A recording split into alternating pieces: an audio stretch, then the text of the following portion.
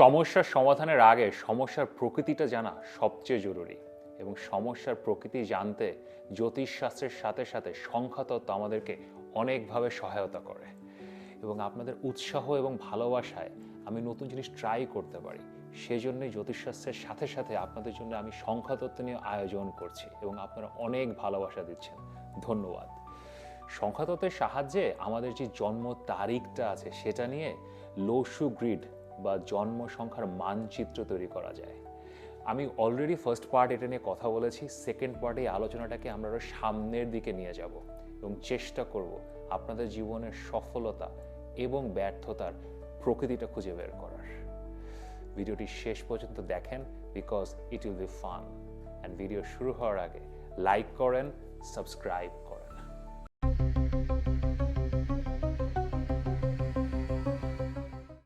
আমি মাহার, আপনারা দেখছেন আমাদের channel Maha your astrologer from Bangladesh. সংখ্যাতত্ত্ব বা সংখ্যার মানচিত্র বা লোসু গ্রিড, এটা নিয়ে আমি সবেমাত্র আলোচনা শুরু করেছি, কিন্তু আজকে সারাদিন আমার কাছে এত মেসেজ এসছে, ফোন এসছে এটা নিয়ে যে আপনারা এটা নিয়ে আমার সাথে আরও ডিটেলে কথা বলতে চান। শুধু ভিডিও দিয়েও আপনাদের হচ্ছে না, কনসালটেশন নিতে চান।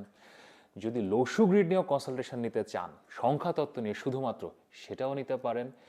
কিন্তু জ্যোতিষশাস্ত্র এবং সংখ্যাতত্ত্ব মিলিয়েই আসলে পরামর্শ নেওয়া উচিত, যেটা আমি সবসময় করি। তো যদি পরামর্শ নিতে চান তাহলে এখানে আমার হোয়াটসঅ্যাপ নাম্বার দেওয়া আছে, অবশ্যই পরামর্শের জন্য মেসেজ করতে পারেন। এখন শুরু তো আমরা করে ফেলেছি, মজা তো পেয়ে গেছি, সো এখন মজাটা আরও বাড়াই। আজকে আমাদের দ্বিতীয় পর্ব শুরু করার আগে প্রথম পর্বে আমরা কি আলোচনা করেছি একটু ছোট্ট একটা আমি রিক্যাপ আপনাদেরকে আমি একটু দিয়ে দিই।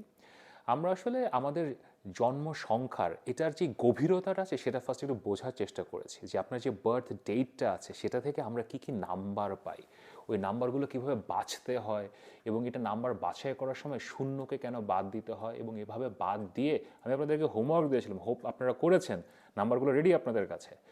তো শূন্যগুলো বাদ দিয়ে কিভাবে জন্ম তারিখ থেকে আপনার সংখ্যাগুলো বের করতে হয় সেটা আমরা শিখেছি।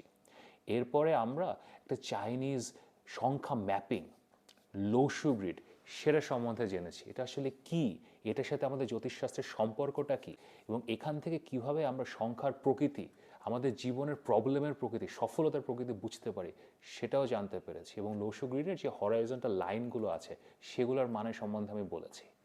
আজকে আমরা আলোচনাটা একটু সামনের দিকে নিব। এই যে লোসু গ্রিড, গতদিন বলেছিলাম যে 9টা ঘর আছে।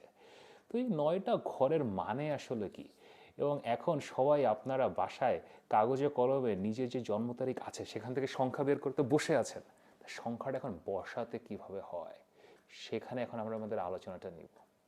So let's see. Lo Shu grid আসলে একটা খুবই সিম্পল একটা ছক, কাটাকুটির ছক আর কি, এবং অলরেডি আমি হরাইজন্টাল বা আড়াআড়ি যে লাইনগুলো সেগুলোর মানে আপনাদেরকে বলেছি। এবার আজকে আসি লোসু গ্রিডের নাম্বার কিভাবে বসানো হয়। এখন আমি আপনাদেরকে একটা ডিটেল ম্যাথমেটিক্যাল ফর্মুলা অথবা ডিটেল হিস্ট্রি ব্যাখ্যা করতে পারি, কিন্তু এটা করতে হয়তো 3-4 ঘন্টা লেগে যেতে পারে। আমি আপনাদেরকে যে স্ট্রেট ফরওয়ার্ড কোথায় কোন সংখ্যা বসে সেটা বলি, কিন্তু তারপরেও আপনাদের মধ্যে অনেক কাছে ডিটেলে জানতে চান, আমি একটু জাস্ট ছোট্ট একটা অ্যানালিসিস দিয়ে দিই। ফর এক্সাম্পল ধরেন জ্যোতিষশাস্ত্রে আমরা বলি কথার কথা যে দশম ঘরে যদি সূর্য থাকে এটা খুব ভালো। তো এটা আমরা কিভাবে জানি, তাই না? এখন দশম ঘরে যদি আপনার বার্থ চার্টে সূর্য থাকে, এটা আমরা হাজার হাজার হাজার বছর ধরে দেখেছি যে এখানে সূর্য ডিরেকশনাল স্ট্রেংথ পায়, দিকবালা পায়, শক্তিশালী হয়। সো এটা খুব ভালো।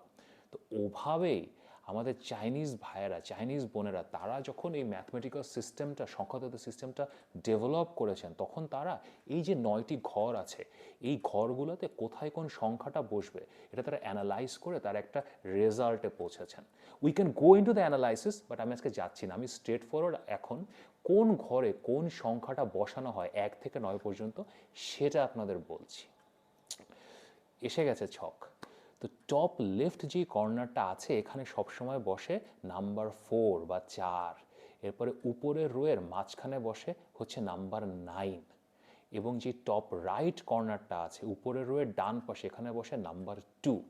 এরপর মাঝখানের রোতে যদি আসেন, মাঝখানের রোতে বাম পাশে বসে হচ্ছে নাম্বার 3, এবং একদম মাঝখানে বসে হচ্ছে number 5। 5 is the most important number in Lo Shu grid. মনে রাখেন, জেনে রাখেন, পরে অনেক কাজে লাগবে। এরপরে মাঝখানের যে রোটা আছে সেটার একদম রাইট সাইডে বসে হচ্ছে নাম্বার 7, এবং নিচের রোতে আসে, নিচের রোতে একদম লেফট কর্নারে বসে নাম্বার 8, নিচের বটম রোয়ের মাঝখানে বসে নাম্বার 1, এবং নিচের রোয়ের সবচেয়ে ডান দিকে টপ রাইট কর্নারে বসে নাম্বার 6। এটাই হচ্ছে ল, এখানেই নাম্বারগুলো বসে। এখন কোন ঘরে কোন নাম্বার বসে এটা তো বুঝে গেলেন, এটা হচ্ছে আইন। এখন আপনার নাম্বার তাহলে কিভাবে বসবে, প্রথম প্রশ্ন। আর দ্বিতীয় প্রশ্ন হচ্ছে কি, এই নাম্বারগুলোর মানে কি? আমি যে বললাম যে 5 খুব গুরুত্বপূর্ণ, অথবা আচ্ছা উপরের মাঝখানে 9 কেন বসে, সেটার মানে কি? তো প্রথমে আমরা নাম্বারগুলোর মানে একটু বুঝে নিই, অ্যান্ড দেন আমরা দেখব যে কীভাবে বসাতে হয়। লসু গ্রিডে উপরের যেই টপ লেফট কর্নারে যে নাম্বার 4টা বসে, এটা দিয়ে আমরা আসলে প্ল্যানিং এবং স্ট্রাকচারকে বুঝি। আপনার যদি এখানে 4 নম্বর থাকে আপনার লসু গ্রিডে, তাহলে আপনি প্ল্যানিং এবং স্ট্রাকচারে খুব ভালো হবেন। মাঝখানে যে নাম্বারটা নাম্বার 9, এটা আসলে আপনাকে একটু জনদরদি বানায়। আপনি একটু আইডিয়ালিস্টিক হবেন, আপনার মধ্যে মানবতাবোধ খুব ভালো থাকবে, এবং আপনি লং টার্ম কিছু করার ধৈর্য রাখতে পারবেন, এবং সেই অ্যাগ্রেশনটাও আপনার মধ্যে থাকবে। এবং টপ রাইট কর্নারে যে নাম্বার 2, এটা যদি আপনার লসু গ্রিডে থাকে, নাম্বার 2 আসলে ইনটিউশন, মনের বুদ্ধি, দেন আমাদের ইমোশন। আপনি খুব তাড়াতাড়ি একটা জিনিস বুঝতে পারবেন, সেটা নিয়ে অ্যাক্ট করতে পারবেন, mind will be very fast. এবার মাঝখানে আসি, মাঝখানে নাম্বার 3 হচ্ছে আমাদের কমিউনিকেশন, এক্সপ্রেশন। আপনার যদি লসু গ্রিডে 3 নাম্বার থাকে, আপনার যদি 3 নাম্বার সংখ্যা থাকে, আপনি খুব ভালো কমিউনিকেটর হবেন, কথাবার্তা আপনি খুব ভালো হবেন, এবং আপনি খুব তাড়াতাড়ি কোনো কিছু এক্সপ্রেস করতে পারবেন। এবং মাঝখানের সংখ্যাটা হচ্ছে 5 হচ্ছে আমাদের অ্যাডাপ্টেবিলিটি, চারিপাশের সাথে মানিয়ে নেওয়ার ক্ষমতা, দেন কোনো কিছু সাডেনলি চেঞ্জ করার ক্ষমতা। ইটস অ্যাকচুয়ালি সিমিলার, এবং যে কোনো এনার্জির সাথে মানিয়ে নেওয়ার ক্ষমতা। That's why number 5 is very important. আরও পরে বুঝতে পারবে, বাট নাম্বার 5 যদি আপনার নিজের লসু গ্রিডে থাকে, you are very very very lucky.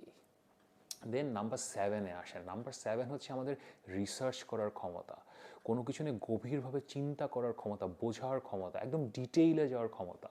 Also number 7 is sort of detachment.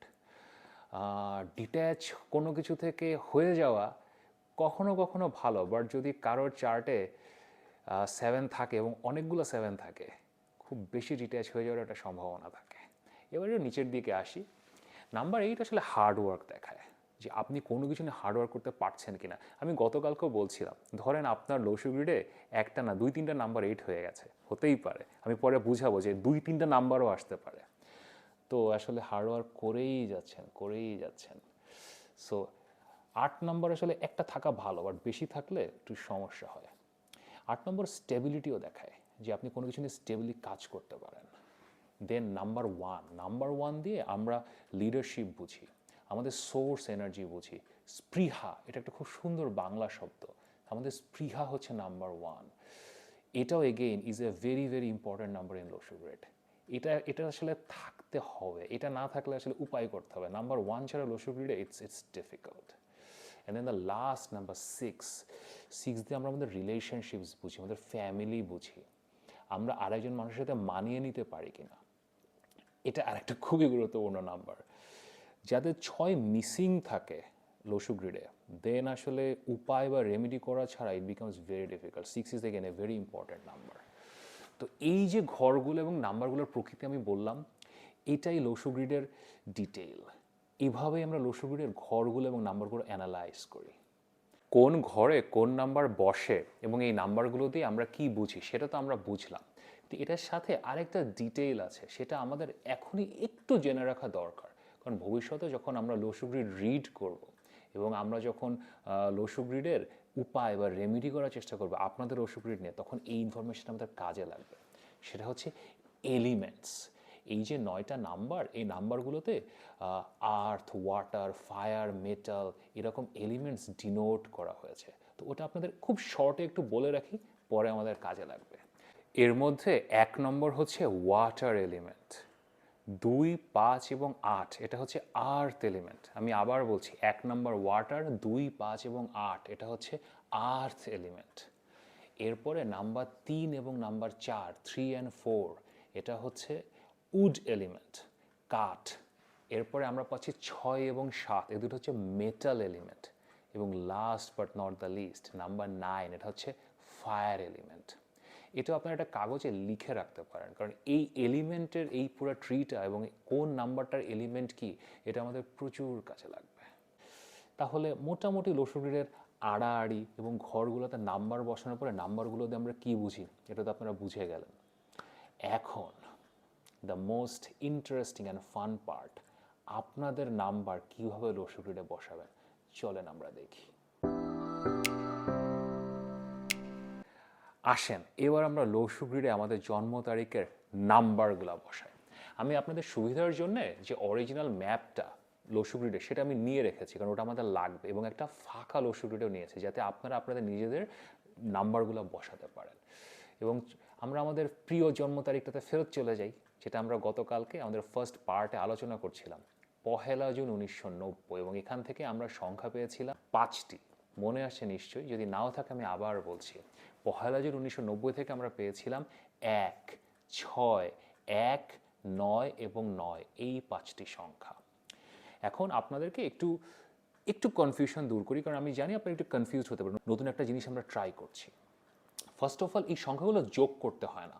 আমরা যখন জন্ম সংখ্যা বা ভাগ্য সংখ্যা তৈরি করি, নাম সংখ্যা তৈরি করি, তখন এই সংখ্যাগুলো যোগ করতে হয়। যোগ করে আমরা যা পাই সেখান থেকে আমরা আমাদের নিজেদের মূলাঙ্ক, ভাগ্যাঙ্ক, নামাঙ্ক এগুলো পাই। এখানে সংখ্যাগুলো যোগ করতে না, প্রত্যেকটা ইন্ডিভিজুয়াল আলাদা আলাদা নাম্বার।